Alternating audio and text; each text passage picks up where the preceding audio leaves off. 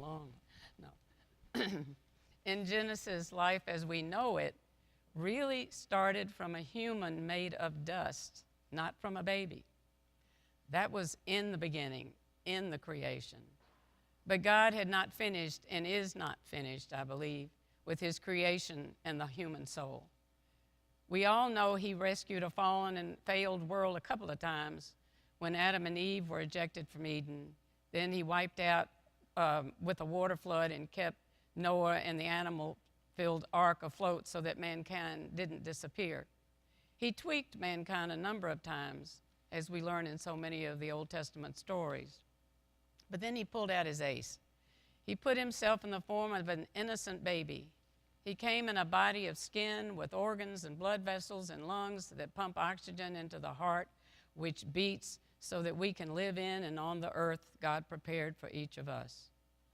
Jesus came to be a human like the rest of us. He came to show the world, which seemed to have lost its way, what we were to be, who we were to be, and how we were to be it. And what better way to grab a selfish, greedy, violent, power-hungry world than to surprise everybody with a holy child, a baby, for there is nothing newer, fresher, more joyful, more lovable, more innocent than a newborn. And this is how the King of Kings came to earth. God chose a mess of a birthplace, the back of a jam-packed inn in a stable or shed where imperfect animals munched on hay and dozed in the night.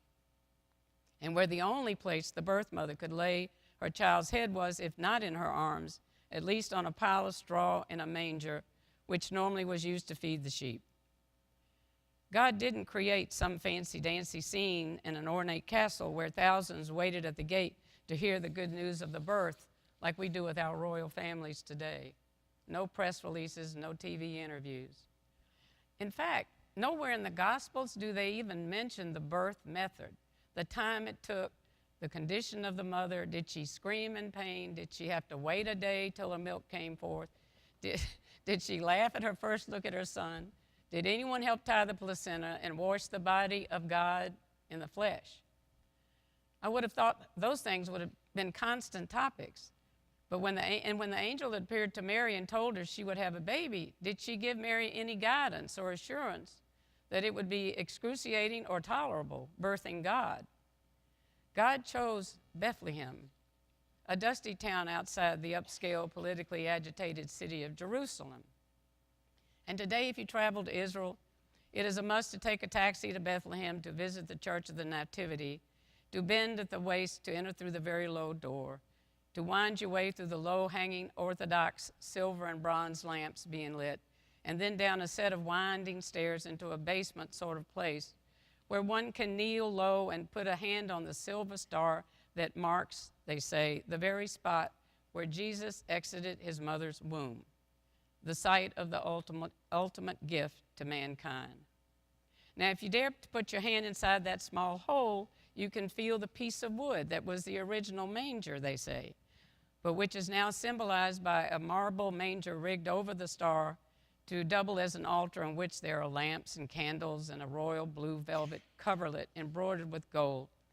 And if one really thinks about it, I was able to breathe the same air as Holy Mother Mary and Jesus did and absorb some of the energy and power that must surround that place, because it is not just a tourist stop, it is a spiritual home for those of us who believe in the virgin birth of Jesus, for those of us who follow him and fight for him and know what it is to love the impossible, the improbable, the difficult, the enemy, because that was what Jesus, Son of God, told us to do.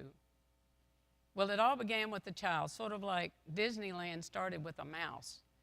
It doesn't take much to start a miracle if we can just believe in it, if we listen and do, if we love and fear not the world we live in. Babies are miracles, and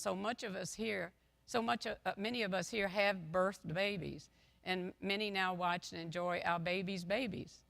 Now, I have the great gifts, and pardon me for doing this, of my own children having 7 grandchildren, ranging from Sloan, who's 29, living in Miami, where she manages a Lululemon store. Richard, who is 27, he's at a university in Miami. Cameron, who's 24, who specializes in sports medicine. And in her senior year, she was the trainer for the University of Tennessee men's basketball team. And then there's George, 20, a competitive golfer since age 8 and on a golf scholarship at Delta State. And there's precious Megan, 16, destined to be a classical ballerina.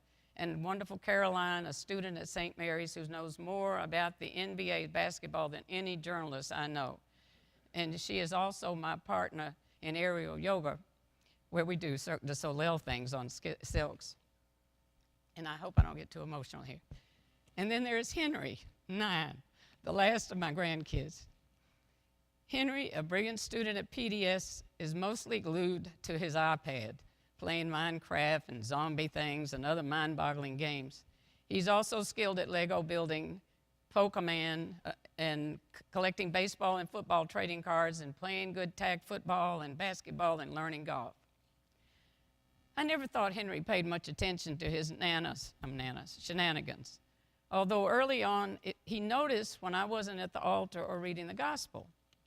But a few weeks ago, my son, Henry's dad, advised me that Henry was to be in a school program for his 3rd grade and had a small speaking part. It was at 8:30 in the morning at 2nd Presbyterian Church Chapel. I said, sure, I'd be there. I rarely get to enjoy Henry's school activities. So we squeezed into the chapel at PDS, and the 3rd grade that paraded into the first row was a handsome group of young boys in khaki pants, iron shirts and neckties, although most wore bow ties. Before I understood what was going on, Henry was at the podium and there was a large screen behind him with a strange drawing. Well, I didn't have my glasses on. So he was one of the first and started reading something he had written about servant leaders. Apparently, the brunt of this special chapel service was that each boy had chosen someone he thought was an ideal servant leader. I really didn't get the servant leader thing at first. I was more impressed how confident Henry seemed at the podium as he began to speak clearly. And he said, I've chosen as my servant leader my grandmother, me, Audrey Gonzalez. Before the words got from one of my ears to the other, tears flowed from my eyes from surprise. What does this mean? And on the screen was me, his drawn and colored version of me, white hair, definite. Blue dress, not so familiar. And I'm hanging the 120 bears I had needle pointed for the Christmas trees at St. Jude's Hospital. Then he explained why I was his choice for a servant leader. He said, a servant leader puts God first and others second, and him or herself third. Then with great gusto, he said, my grandmother is third. I've never received such a precious gift in my life. Not because I was in the company of Winston Churchill and a variety of NFL football players and dads, but because this gift came from the mouth of my grandchild who I once held in my arms and rocked to sleep in his first days, like Holy Mary must have comforted her baby Jesus. And somehow he was already becoming a young man with a heart and a soul that shines as God would want. He is third, too, and I love that. Well, this is my 77th Christmas, where once again I have embraced the Christ child in my heart. And 12 of those years share the gospel story of his birth in this church, this great gift God sent to us to save the world. This child who was a king and showed us how to love the unlovable, to be good Samaritans, to turn enemies into friends.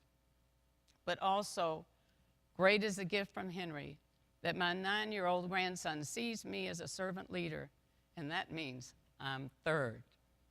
God bless you all.